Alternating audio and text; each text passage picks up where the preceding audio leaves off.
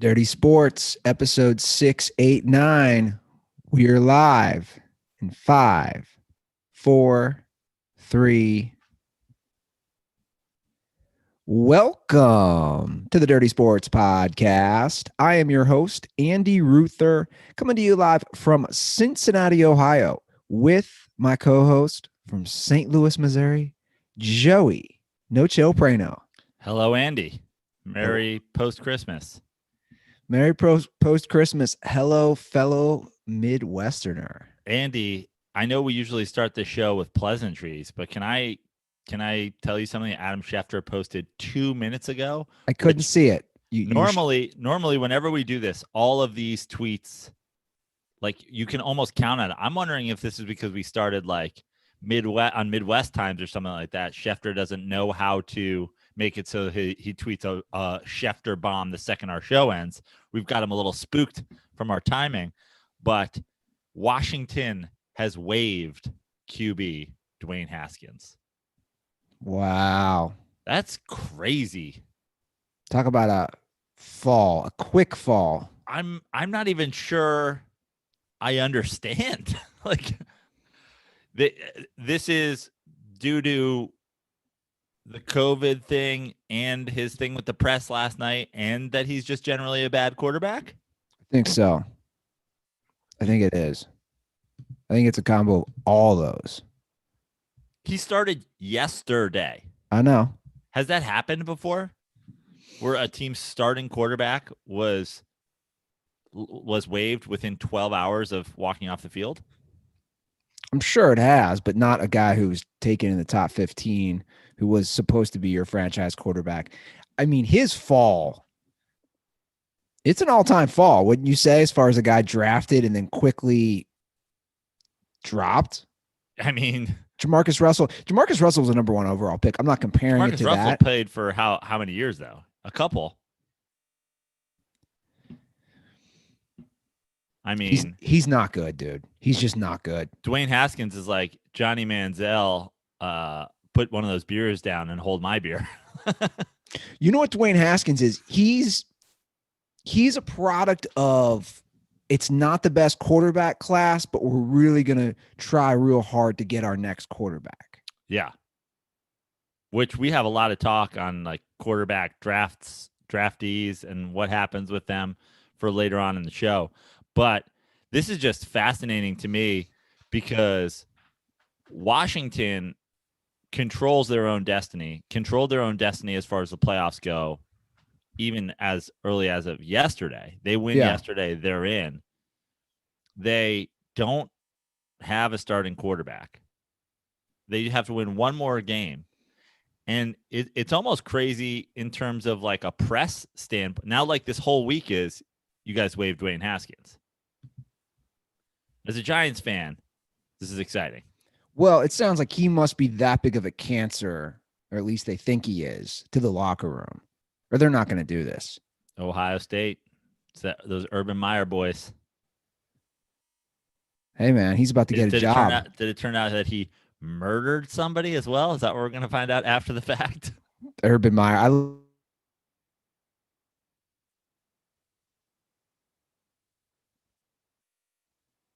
Damn it. Andy, you have frozen on me.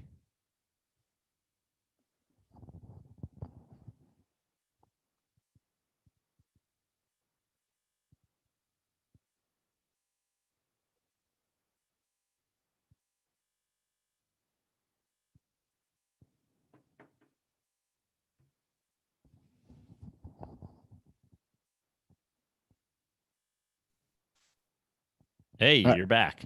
Hey, you're back. You froze on me. You froze on me as well. I don't know what happened. I don't know who's responsible for that. Did you do something to make it come back? No. Okay. So I guess this could potentially just be something. Hopefully it doesn't happen. Maybe it's 2 Midwest internet streams. Did Urban Meyer just groom a murderer to kill our internet? Did you hear my Urban Meyer rant, which I really liked? No, I didn't, but it's too bad because I called him a piece of shit. Okay. I'm going to go that far because I just don't like the lying of health issues. It's not, dude, whatever health issues you have, they don't suddenly go away and pop back every 2 years. Oh, Yeah. you cause all these problems at Florida, you leave. Oh, a couple years after it's swept under the rug or it's not your problem anymore, you come to Ohio State. It's like you hit this repeat on cycle. I know there's this rumor of potentially NFL. Like, do you want Urban Meyer to coach your NFL team? I got to No. say, I do not. No. The reports cracked me up. The Urban Meyer defenders I saw, well, coaching the NFL isn't as grueling as college because you don't have to recruit. That's the stupidest reasoning I've ever heard. I mean, I think that that is true in a sense, and maybe like it's not as grueling because recruiting is a lot of the off season and it's a lot of like it's just this extra work. But I also think that being a good recruiter in college football and in college basketball covers up a lot of strategical flaws, which in the NFL, you better be a football strategist because Urban Meyer ain't going to get the best team. He's not going to suddenly be the head coach of, the Chiefs. Yeah. So, and you don't get to just go and lie to some parents about how you're going to take care of their son, and then get the best kids. Like that's just not how it works. So, and to be honest, like, is Urban Meyer some tactical magician? Like, I think he's a really good coach. I do. I think obviously you saw what he did with everywhere he went, from Bowling Green to Utah to Florida to Ohio State. I think he is a good coach, and obviously he's a great recruiter. But yeah, I personally, I wouldn't. The success of college to pro, I don't think it has the best rate. Now, Kingsbury's doing all right. Obviously, Pete Carroll. Well, Pete Carroll was also an NFL head coach before. Saban. Yeah. By the way, I saw something about Carroll. Here's a fun fact I saw somebody tweeted. Since Carroll took over the Seahawks in 2012, they've averaged 10.5 wins a season. That's solid. Pretty, and 2 Super Bowl appearances and a win. He's right there for me as far as the best coaches. And sometimes it's ugly and sometimes it's not fun to watch. Yesterday, dear God. The Seahawks are they're tough for me to watch right now, especially offensively. Yeah. Now they pulled it through in the end, and obviously that final drive was huge. And but now their defense is playing well. They've certainly put it together in the last 3 or 4 weeks. Yeah. And after being abysmal, and that's what I'll be totally honest with you, and this isn't the Russ overrated thing. This is just the simple fact of the matter. If you look at Pete Carroll's career everywhere, I just think that they have a better shot of winning the Super Bowl or going to the Super Bowl by playing ugly and playing defense than they do letting Russ cook. There could be truth to that. And Russ, I'll just say it. He really needs to step it up. He hasn't been playing great. We all know this. But yeah, like yesterday's interesting game, right? He doesn't turn the ball over. He leads them on the final drive to a touchdown. He throws some nice passes. And there is truth to what you're saying. And they went ugly. Yeah. But when he had to do it right, he did it. Right. But my point is it's not even a matter of winning ugly as much as it is like the way that they're built. They're not built to have a shootout with the Chiefs, to have a shootout with the Packers. Like, let's say they get a Saints team or a Bucks team, early on in the playoffs. I think 2 teams that a lot of people would say they would be underdogs to. That better be, the over under in that game better be 42, 44 points. If you're talking about this is a 50-point total or a 55-point total, I don't think you guys win, and I don't think you even have a chance. Well, look, I think it's crazy because they have the talent at this point. There's no excuses as far as the skill players around Russ. He has it. So I don't know what it is. Like yesterday, and by the way, I don't want to take anything away from the Rams either.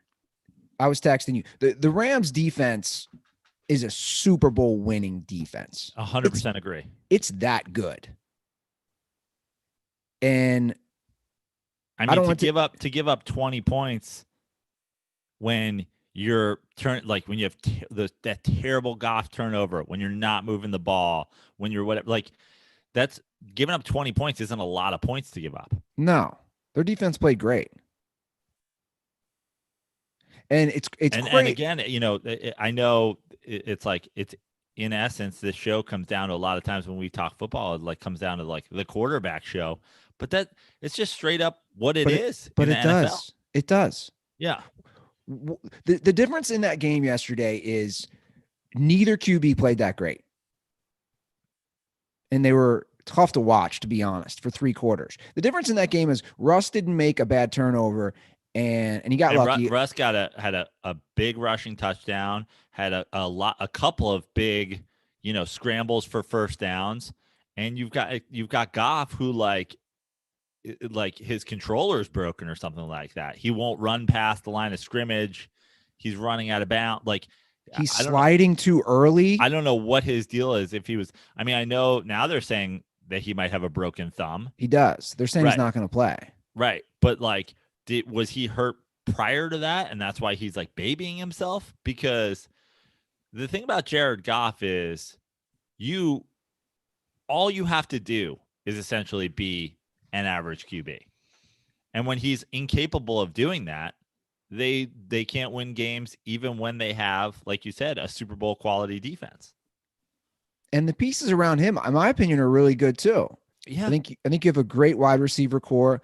Obviously, they have young running backs, and Cam Akers was out, but he is seeming to develop this year. I just think, I don't know. At this point, I know people are probably sick of hearing it, but Jared Goff is not good. He's just not good. And you're right. I went back out of curiosity, and I think we were all fooled, including myself, that Super Bowl run, we were fooled because they made it to the Super Bowl. Guys, Jared Goff was terrible that postseason. Prano, in those 3 games, guess how many touchdown passes Jared Goff threw the year they made it to the Super Bowl? 4. 1. Jared Goff threw 1 touchdown pass in 3 games. So the notion that Jared Goff did not lead them to the Super Bowl. No, and no one. But I mean, did anybody ever think that? I think he gets the benefit of the doubt because they went to the Super Bowl. Well, again, first of all, and this is, when we talk quarterbacks, this is what it comes down to. First things first. This is like, if I'm a GM, this is how I've always done it. I've judged quarterbacks. Can this guy get me to a Super Bowl? Jared Goff has proven that he can. So in the right system, Jared Goff can get you to a Super Bowl. Can this guy win you a Super Bowl? But then it's also almost more important than both of those is like, if the game is in his hands, can he win us the Super Bowl? And I think that's the difference between, the great quarterbacks and just quarterbacks who are fine. And you look at this Rams team, they got to the Super Bowl, they scored 3 points, they lost. Getting back to the Super Bowl is not easy. Like, that could be Jared Goff's Super Bowl. That could be Jimmy Garoppolo's Super Bowl. You had it. You had a chance. You didn't get blown out. You didn't get just, outmanned across the board. And the games were in your hands, and you lost. And that's on those guys. Yeah. Look, the numbers don't lie.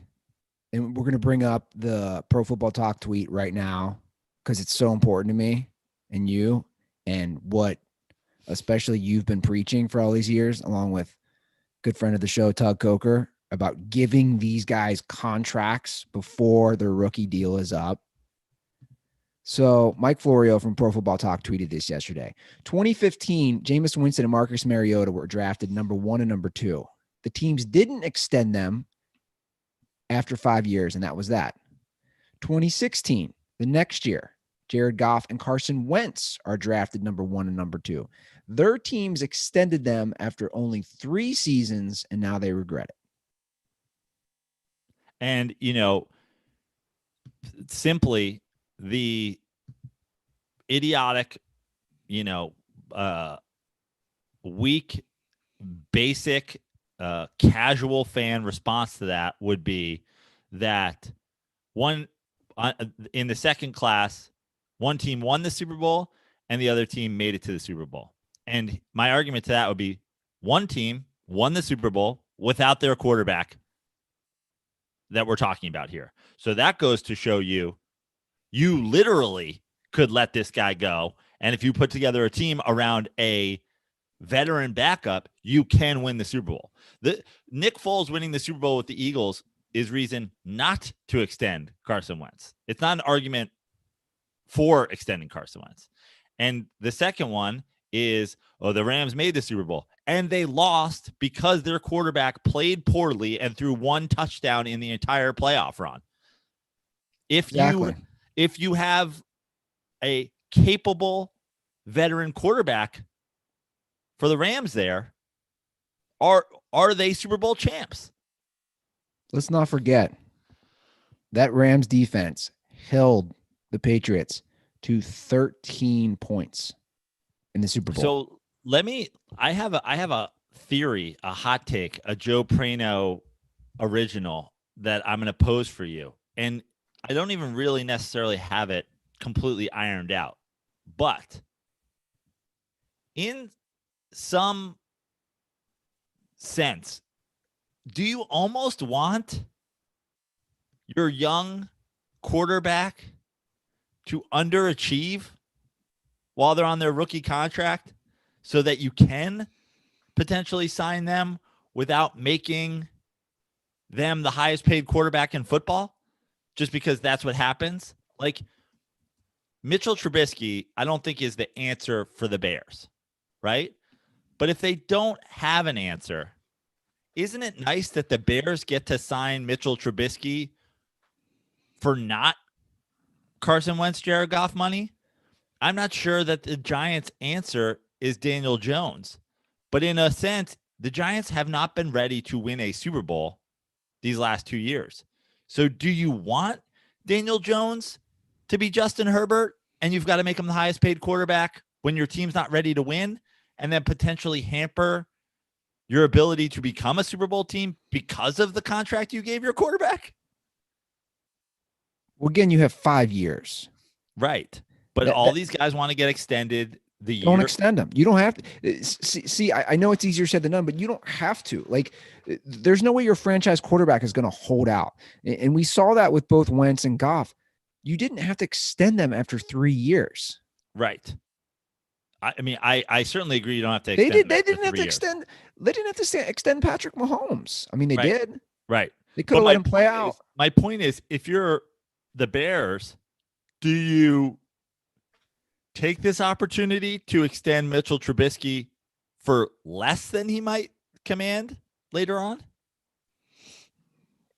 I mean, I don't think he's the perfect example. Yeah, I was going to say he's not a good example because he's not Mitchell Trubisky. I don't have the faith that he could take them to a Super Bowl. But Bears fans feel like he's figuring it out now. I've heard that before. And the Bears program, like, I'll say this again, going back to my team.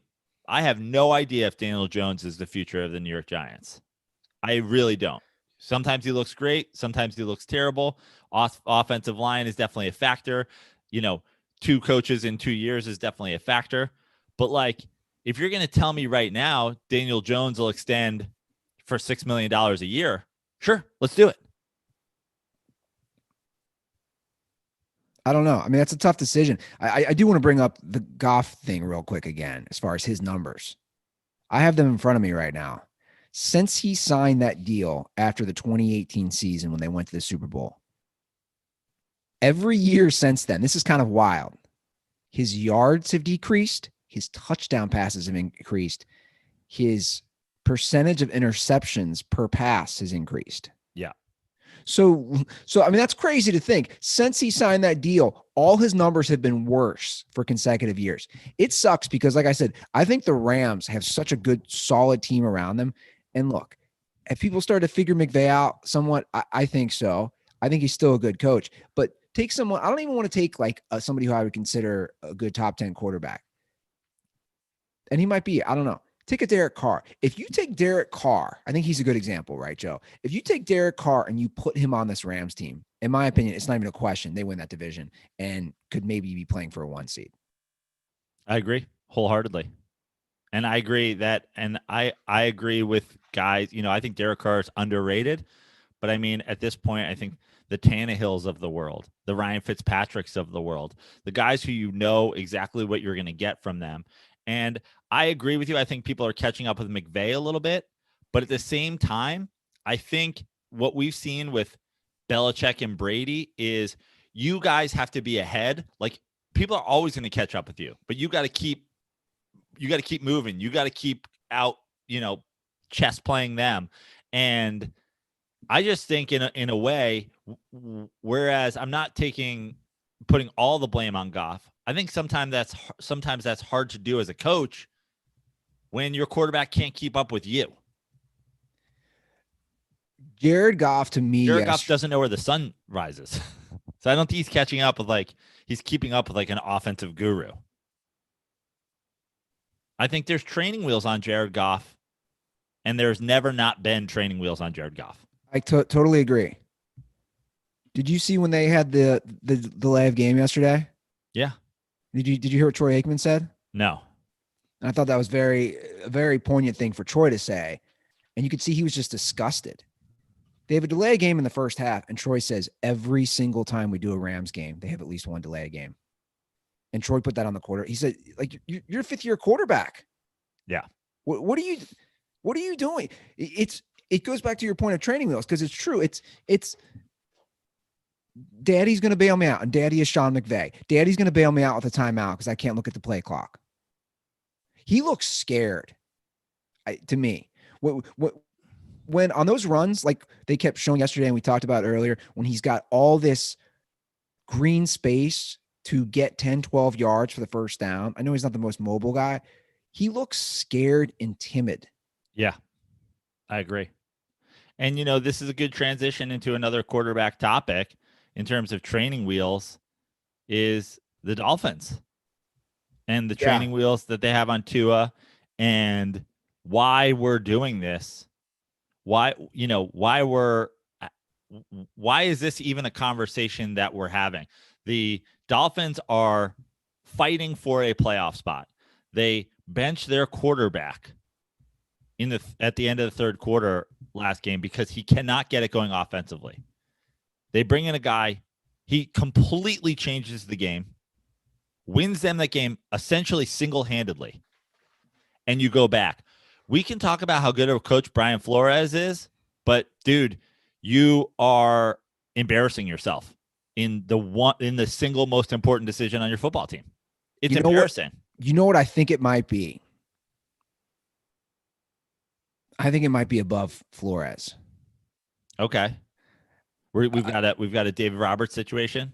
The GM and the computer say this is our long-term best move. Or this is like the new car, right? The owner, he's got a new Ferrari. Tua is the new Ferrari. I don't know. But if you're only gonna drive your Ferrari in first gear, just take the Honda Accord out and drop the hammer. I agree. If you're not going to get out of first gear in your Ferrari, my Cadillac will beat you in a race. Yeah. And by the way, Ryan Fitzpatrick is the embodiment of my 1979 Cadillac with white interior and white wall tires. That guy is a fucking boss. I mean, at this point, I've gone past Ryan Fitzpatrick is a good quarterback to Ryan Fitzpatrick is a living legend. Yeah, I don't get it, man. I mean, talk about the dirty sports bump. We started arguing about Ryan Fitzpatrick's qualifications, and he has turned it into a fucking like a 1970s movie star. He's the guy in the playoffs, baseball playoffs. He's the relief pitcher who comes in. He's gonna remember when Cleveland did that when they made the World Series. Remember when they had all those pitchers? Yep. And Francona would utilize those guys, and you're like, oh shit. They got this stacked 3 or 4 guys that are going to come in and just pitch lights out. That's almost Fitz. And it's crazy to think they're going to keep putting Tua in there to start the game and have 3 futile quarters, and then Fitz is going to save them always. And I think, if there's any sort of, reasonable or statistical reasoning for this, it's that Ryan Fitzpatrick is who Ryan Fitzpatrick is. So he throws some 50-50 balls, and those are going to get picked off from time to time. And you think that your best chance to win as a Dolphins team with a good defense is to not turn over the ball and be in a dogfight and whatever. But again, the name of the game is win the Super Bowl. And I don't think either of these guys leads this Dolphins team to a Super Bowl, but only one of them gives you a lottery ticket that could potentially win. The other, Ryan Fitzpatrick is a scratcher that might have a jackpot under there. Tua is a cup of coffee. Like, you don't win $1 million going to the deli and buying a cup of coffee. Yeah. You win it by buying a scratch off lottery ticket. Sure. I just don't know how you, and I honestly think at this point, and obviously I'm one of the world's, and you've sort of forced me into this position, but I'm one of the world's biggest Fitzmagic stands. But I actually do find this kind of offensive. And he seems to be taking it in stride, but like, bro, he threw for 192 yards in 3 drives.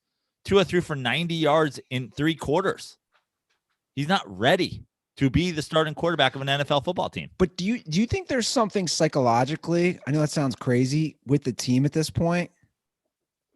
There's absolutely no way that if you're those receivers, or if you're the offensive line, or if you're that defense, you're happy that they keep going back to Tua. You're just not. If you're the defense, you're on the field more because he can't move the ball. If you're on the offense, right?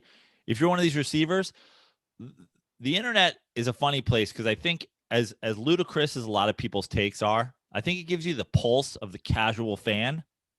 And it was like, I don't know if it was, the Alabama thing, college football, whatever, but like there are a lot of people out there who want Tua to succeed. And I have no problem. I don't care one way or the other whether the guy succeeds. I didn't watch college football.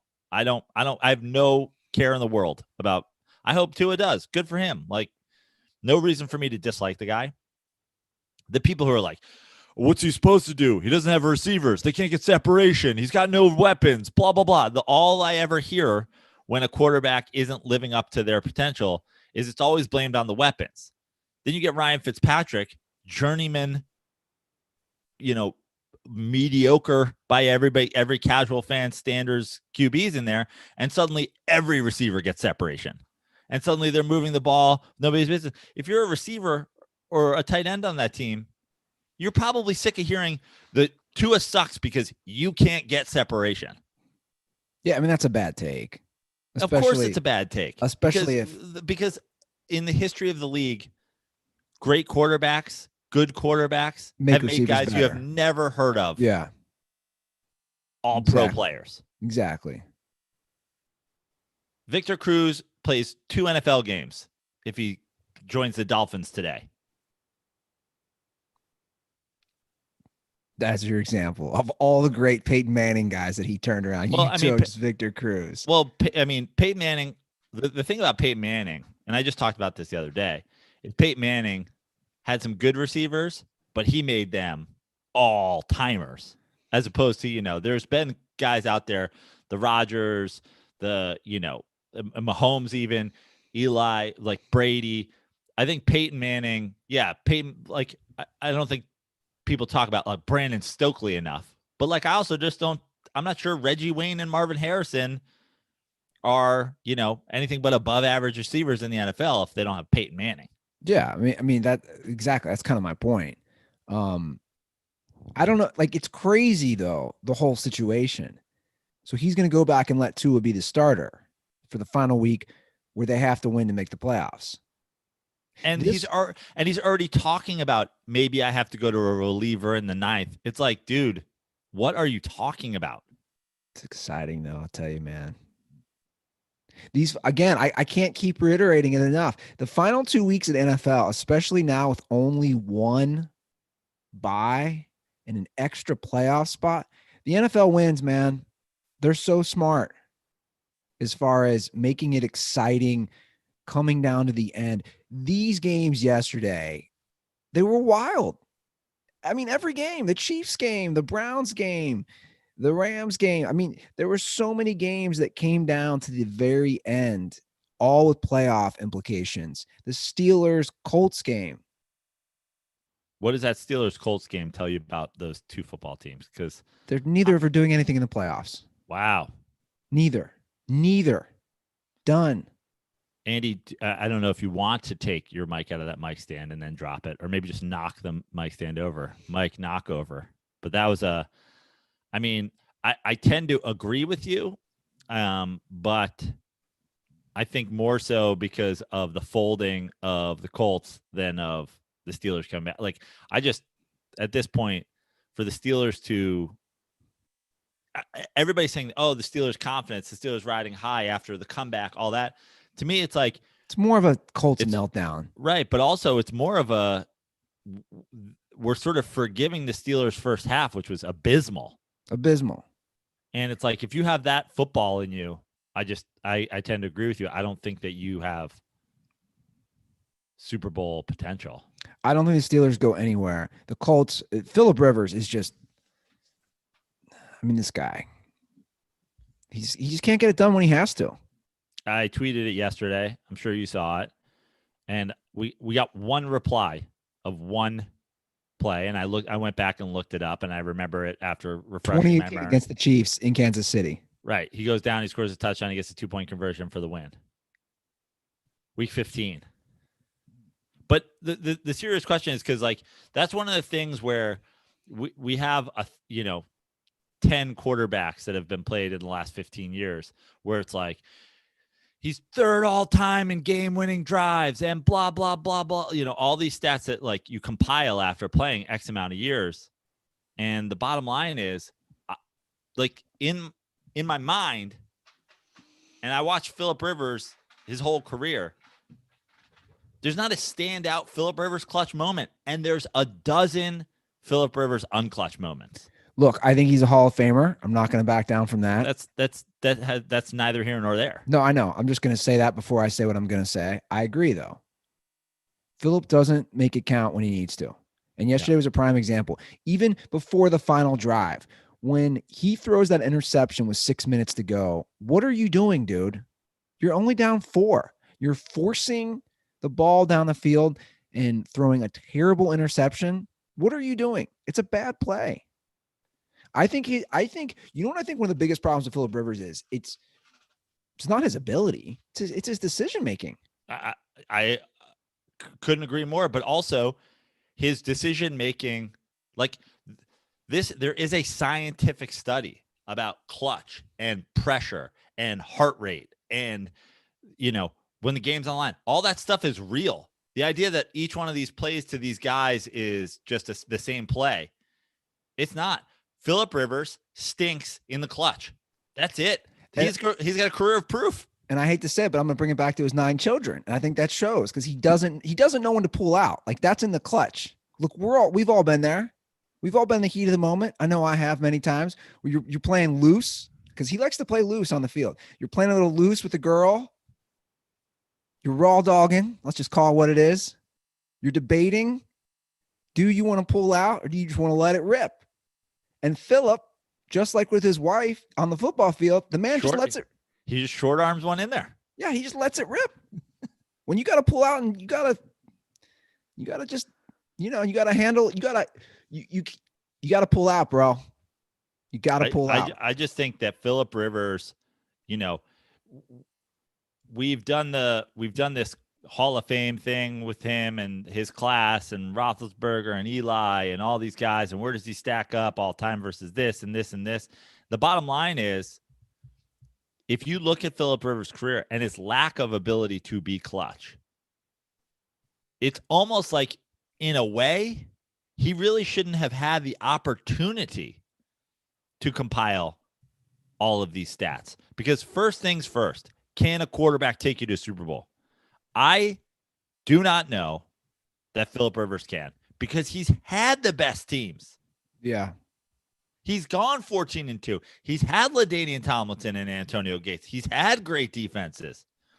He's had it all wrapped up, and all he had to do was put a bow on it. And he leaned down and put a bow on it. He accidentally kicked the gift into the fire. Yeah. Phillip Rivers is anti-clutch. And guess what? All of that heightened, all the heart rate and all that stuff in the fourth quarter of a week 15 game, just that more in week 16, just that more in week 17, just that much more in the playoffs, just that much more.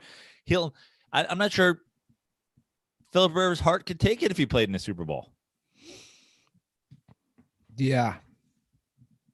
I know. I mean, how long is this going to go on? That's the question. It's not like like you said, it's not like he hasn't had good teams. He's had good teams. And I know there've been some bad injuries in some of those playoff games, but that's also where the QB just has to step it up. I mean, if you just look at the AFC South and you look at this coming down to the Titans and the Colts, it's ludicrous that we're saying it, but I truly believe it. I don't know. Maybe we'll see if you agree with me. It seems ludicrous with their resumes, but I trust Ryan Tannehill more than I trust Phillip Rivers. I knew you were going to say it, and I agree. I trust. Ryan Tannehill's a wide receiver turned Dolphins flame out turned backup Titans quarterback.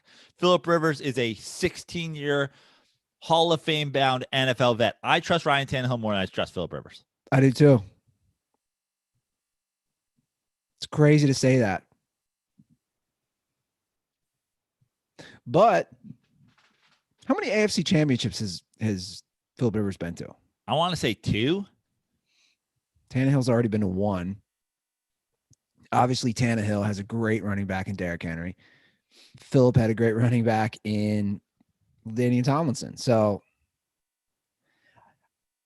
I feel you.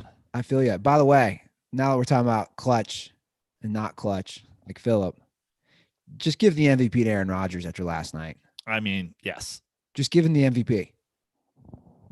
I feel like I was a year late or a year early. That tends to happen. I tend to jump the gun on some of my pre-Nostradamus. But last year I had Chiefs Packers Super Bowl Aaron Rodgers MVP. It seems like I was a year early. I mean, it's lining up. I mean, I don't think it's a given that the Packers make it out of the NFC, but it's looking nice for both those teams and certainly for Aaron Rodgers' MVP candidacy. Oh, how can you not give it to him? Mahomes has slowed down big time. Yep. Big time. They're just mowing through teams. And I was wrong, dude. You go back to remember what I said at the beginning. Remember what I said at the beginning of the year? I don't, but I know you were not high on this Packers team. I wasn't high on Aaron anymore. Right. I think it was beginning of the end. Right. And I think it was week 1 when he threw 4 touchdowns and I tweeted something, like I mean, the idea, and I've said this, and this is not even a shot at you. This is a shot at all of the people. It was absurd for people to do that about Aaron Rodgers. It was absurd. I jumped the gun. He's never shown for 1 second that this was him. All the people tried to spin it. All the people tried to do the stories. All the people tried to do whatever. And honestly, last year was everything that anybody needed. Take the stats out of it. Last year, they get rid of the greatest boob in the history of coaching. And he goes 13-3 with a guy who had never coached a football game before. You want to hear an amazing stat, which should scare the shit out of every NFC team if the Packers have the number 1 overall seed? Yes. Fans or no fans, this is where it doesn't matter because of the weather. Aaron Rodgers has played 23 career games at Lambeau Field when the game temperature was 30 degrees or below. So 23 games when it's 30 degrees or below. The Packers are 19-4 in those games, but this is what's even crazier, including 13-2 against 500 or better teams. So basically, what that stat is saying, when it comes to playing a good team, which everyone's good when it comes to the playoffs, Aaron Rodgers does not lose in those cold, snowy games at Lambeau. You saw it last night. He wasn't phased. You saw Ryan Tannehill had his worst game of the year. It is going to be tough. I'm not saying it's impossible. Based on history, Aaron Rodgers plays so well in these conditions, way better than anyone, I'll just argue, ever. And good luck covering the Devontae Adams, Aaron Rodgers combo in poor footing. Just good luck. Yeah. I know. And honestly, it's all he needs. Yeah. Aaron Rodgers needs one guy open. Couldn't agree more. And again, I'm not handing them the Super Bowl right now. Like, of course not. But I'm just saying these numbers line up, and we saw it last night that they are so tough to beat because he's so good in the snow. He's so good in those conditions. I mean, that's the thing. If you're playing a home game in Lambeau in the snow, let's talk about who's beating you. Are we going with a Drew Brees led Saints indoor team in the snow? Like, give me the Packers in that game. Yeah. Are we going with a Russell Wilson away from Seattle? Oh, we're going to try to play a 15-11 scoregami Seahawks game? Okay. I like it. If you're the Seahawks, I like this. Like, yeah, let's get in a dogfight and see who can get more safeties in the game. But I don't love it. I don't love it if you're a Seahawks fan. The Bucks, I mean, Brady's certainly played a lot in cold weather. Like, is he the one you're most scared of? Hey, Jared Goff or a Kyler Murray West Coast high powered offense team?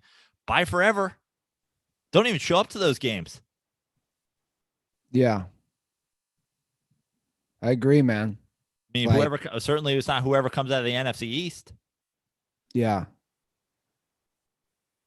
Now the Chiefs keep doing this, Joe. They keep doing this, and they keep getting lucky. I'm just going to say it. Like, there's a lot of luck involved in these wins. Yesterday, Pro Bowl kicker. Was it Q? Is that his last name? Yeah. Misses a chip shot. That's a chip shot to send the game into overtime. Now, do I think the Chiefs still win that game in overtime? Yes, I do. I don't think the Chiefs lose at home to the Falcons. But when you get to overtime, anything is possible. My point is they keep doing this. Now I'm starting to get I'm not worried, but I would be concerned if I was a Chiefs fan that you've now won, I believe, 7 one-score games. They're undefeated. Like, not that many teams are undefeated in those one-score games. Yeah, I think you can make an argument both ways here. I think you could argue that there's a little bit of a Lakers with Shaq feel to this. We don't have to turn it on. It's not the playoffs yet. When push comes to shove in all these games, we march down the field and we get a big score that we need. That they're doing just enough, that they're not, whatever, and that they're winning all of these games. Sure. That being said, the flip side of that is you almost want to lose one of them. I couldn't agree more. I was thinking that last night. I was thinking as I was watching the game, I said, if I'm a Chiefs fan, I kind of want to lose this game. Because let's say you lose one of these games. Okay, well, the Chiefs, blah, blah, blah, and in one scored game. Like, not only do I think it maybe wakes them up a little bit, but let's just say you're going to ride this the whole time. You don't want that one loss to come. You play these games long enough, you're going to lose one of these games. Agree. You don't want that to come in a game where you don't get to play again after you lose it. Exactly. Now, listen, I think there's a far better chance the Chiefs go into the playoffs and win every single game, including the Super Bowl, by 2 touchdowns than they do getting, upset by some team early on in some weird one-score game where they kick a field goal at the end. But you can't say, based on what's happening, that it's not possible. Yeah. I think it would have been good for them. I thought that the whole game, it would be good for them to hit that reset button, take a loss, recalibrate as a team, maybe remotivate them. They didn't. The more they keep winning these games, the more I think they're going to lose in the playoffs because of that. I mean, if you look at, there was a stat that was going around today about Patrick Mahomes, like sort of his, what's the word I'm looking for? His, like, God, the wording of it. But Jeff Schwartz, who's a big Chiefs stan because his brother's on the team, tweeted it. And it's just like a graph showing him throughout the year, and just it literally goes up and down, up and down, up and down. Like one game to the next, you get his efficiency. You get great efficiency out of Mahomes, and then mediocre efficiency out of Mahomes. And the last few weeks, it's sort of just trended down. Again, I would lean toward a Shaq Lakers. Now he comes out and he averages 40 and 20 with 5 blocks for the entire playoffs. But listen, I know Andy Reid is Mr. Offensive Guru, and he's Mr. Patrick. He's the Patrick Mahomes maker and all that. Let's not forget, Andy Reid is abysmal throughout his career when it comes to time management and the end of games. And the only thing that has saved that from being still a story is that down the stretch now, when they just go, why are you throwing the ball there? It's Patrick Mahomes that's throwing the ball in that situation. He still makes sort of reckless time management decisions, but now he has the quarterback. He finally has the guy. Like the idea that through the years, Andy Reid was like, yeah, push comes to shove, let's just put it in Donovan McNabb's hands and hope for the best. And he's vomiting on himself. Like, now you have Mahomes. That can still bite you in the ass. One defensive lineman sticks up their hand and tips the ball at the line. That can still bite you. And I don't necessarily trust Andy Reid to coach them out of a 1-score playoff game. I also think we talk about home field advantage. The best part for the Chiefs of a home field advantage would be all those screaming fans. You're not going to have those. So where the Packers, in my opinion, would have such a home field advantage because of the snow and the cold, I don't see that from KC in the playoffs because you took the fans out. And you're seeing all these games. The Falcons are a dome team. There's no fans there yesterday. Yeah. It's a back and forth game. I think it just equalizes the level of the playing field. And I think that's telling too, is it was the Falcons. Yeah. We're talking about the Falcons on the road. And I think you're right.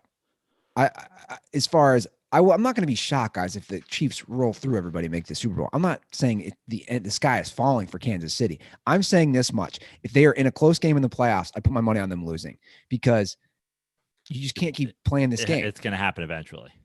All I'm saying is you better be up by a couple scores in the fourth quarter, late in the fourth quarter, the last half of the fourth quarter. They're playing a game of chicken in a way. So I don't know, but you're right. At the end of the day, you have Patrick Mahomes. You got the best player in the game. So I wouldn't stress it. I assume those guys are going to sit this week. At the same time, dude, I mean, at the same time, like you said about the NFL being exciting, like the Jets are on a winning streak. The Bengals are on a winning streak. Like, you talk about any given Sunday, you could say all day the Chiefs are favored in every football game they're going to play from here on out. They're not going to leave Kansas City again until going to the Super Bowl. Any given Sunday. Are you mad if you're a Jets fan? What are Jets fans thinking? They've won 2 in a row. I'm furious if I'm a Jets fan. I'm actually, if I'm a Jets fan, I'm furious. Yeah. This isn't even me being a Trevor Lawrence stan or thinking that he's the next coming or hating Darnold. But first of all, Gase sucks. Yeah, he's bad. So every single thing here is now helping Gase, right? He's winning football games after they fire their defensive coordinator. So maybe he was the problem the whole time. Now you're not going to get Trevor Lawrence. So if you have Sam Darnold, don't you want to keep him in the same system? the bottom line is anything that keeps Adam Gase coaching in New York is bad for the Jets and bad for Jets fans. So take Trevor Lawrence out of it because they're still going to have the second overall pick. They can take basically anybody they want besides Trevor Lawrence. I'm not even like a Darnold hater. But the bottom line is, what does winning 2 games, how does winning 2 games help this team? You don't even get the sense of, like, somebody asked me yesterday, do I want the Giants to lose week 17 and potentially be as high as the number 3 overall pick? Or do I want the Giants to win and potentially get a playoff spot? And I said, at some point, you have to turn around a culture and start feeling like we are a winning franchise again. And whether it's in the NFC East and it's a losing record, you make the playoffs, that's a brick that you can start building something on. Whereas are the Jets building anything by No. winning 2 games? Is this changing a culture? You know what the Jets are doing? You talk about building and bricks and houses. The Jets were the homeless guy who had a box, and he's added like a monster Costco-sized box to the box he already had. He's not building anything. He's still homeless. He just has a little nicer box home. That's all he's got. I almost feel like the Jets are a homeless guy, and like these wins were like people giving that homeless guy like leftovers. Yeah. Like, yeah, they're hungry and it's keeping them alive. But like, if they didn't get it, would they be more likely to like go to a homeless shelter, get some help, start figuring something out? Yeah. Like this, does this just extend them being a homeless person on the streets? It does. Like, fire Adam Gase, get some help. Yeah. I agree. Get a haircut. Get rid of the crazy eyes guy. Stop hanging out with the guy with crazy eyes, who's clearly a meth. Stop sharing a tent with a meth addict. Get yourself out of the situation. Get off the drugs. Go to a homeless shelter. Start turning around your life. Go to Salvation Army. Get yourself an old suit. Start getting job interviews. Joe Prano, motivational speaker. I'm just saying, the Jets, like, to me,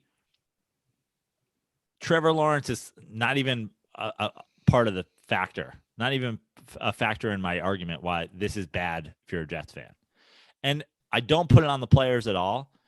And Yeah, what do they you have know? to play. It's hard to tank, and you want to win, and you're playing for a contract somewhere else.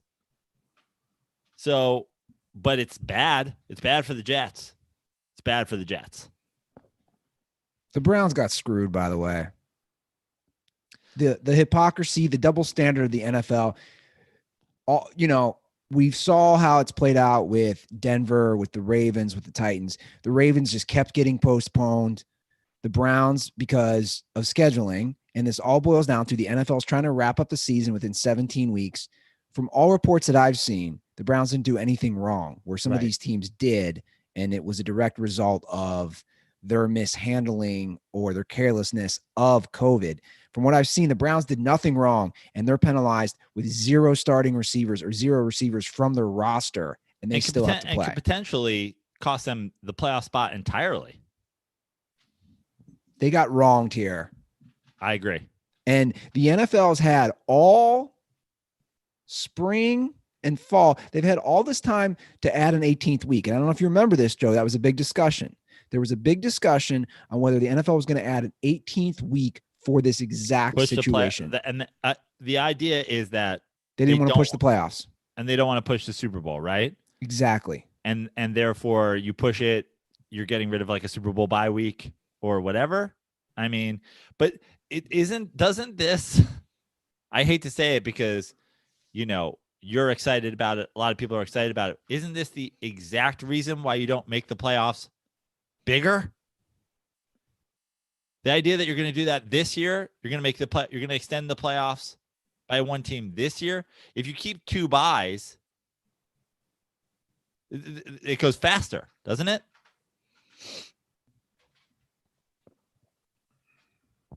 But then the argument can be made the Browns couldn't make the playoffs because right now they're a 7 seed. They wouldn't be in the playoffs. Okay. Unless they win that game because they get to have a bye week and True. play with wide receivers. They got screwed. If you're a Browns fan, you got to be pissed. They kept pushing the Ravens game. They pushed the Titans.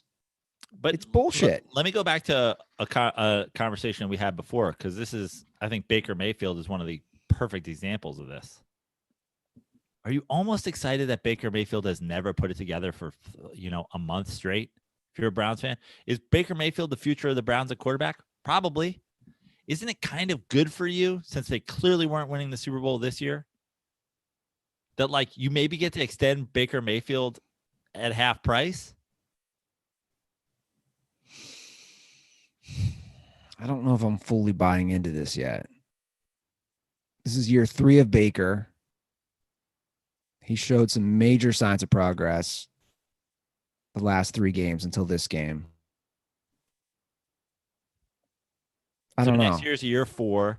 You come out. He doesn't play well for a couple weeks, but you still win games because they have a good defense and great running backs. You go 3-1, and you go, "Hey Baker, what do you say we extend you, but we don't give you as much money as the Vikings lunacy gave Kirk Cousins?" That's the bar we set. We don't give you. We give you $22 million a year. Yeah, I don't know. Because if you look at the NFC East right now, oh God, it's so bad. So bad. Only one team is eliminated, and that's Philadelphia Eagles. And if you look around the division, there's clearly a good defense in Washington and a culture change with Ron Rivera. The Giants have a good defense. There's a culture change with Joe Judge in New York. You have Mike McCarthy, who's a total boob, but Dak Prescott returning next year, or is he? I don't know. What's the contract situation? Blah, blah, blah, blah, blah. The worst situation in the NFC East going forward is the Eagles clearly have their starting quarterback, and their backup's hasn't started his $128 million contract yet. Awful situation. Yeah. It's a bad situation. And I love it. It's why I get up in the morning. Hey, but I get up in the morning. The first thing I shut off my alarm clock and I go, Eagles are paying their backup $128 million. But according to some sports fans, and particularly some Eagles fans, Carson Wentz going 11-2 and only playing 13 games led them to that Super Bowl victory. That, whether or not that's true, doesn't matter. It's a terrible take. Whether or not that's true doesn't matter. Let's say it's true. How does that help you going forward? Yeah. Is there any Eagles fan that wants Carson Wentz to start over Jalen Hurts? Probably some. Oh, yeah, there's some. There's for sure some. But, like, he's clearly been the better option. Jalen Hurts? Yeah. Yeah. And if not for Carson Wentz's contract, you would have a quarterback on a rookie deal, which we've talked about how easy it is to build a team around, just like the Eagles did, around a good quarterback on a rookie deal. The Eagles are the poster child for the whole strategy. And then they undid themselves.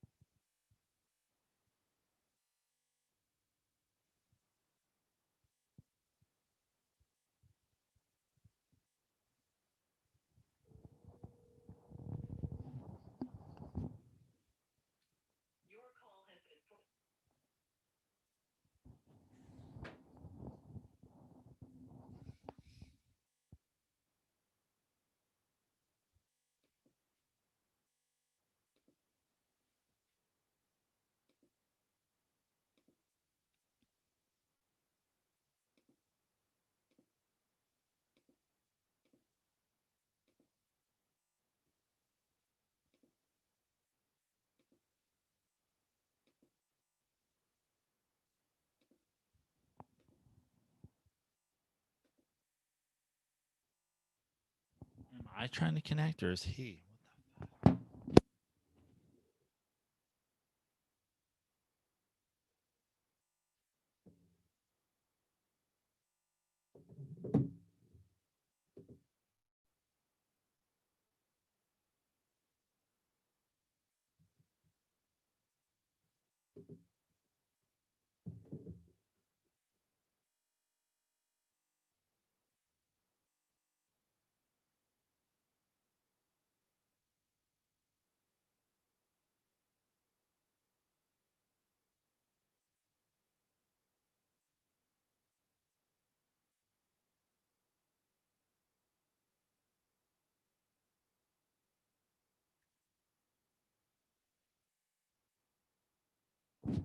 Am I still live on YouTube? I don't even know.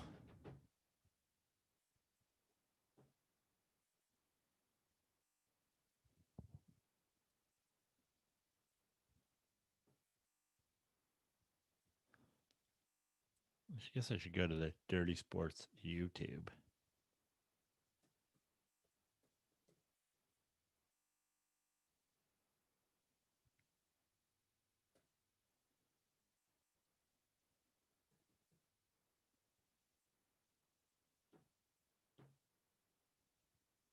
I'm live. I'm live on YouTube still. Well, who knew? Guys, I'm going to end this because I think it ended on Andy Ruther's side, and we'll have to rejoin.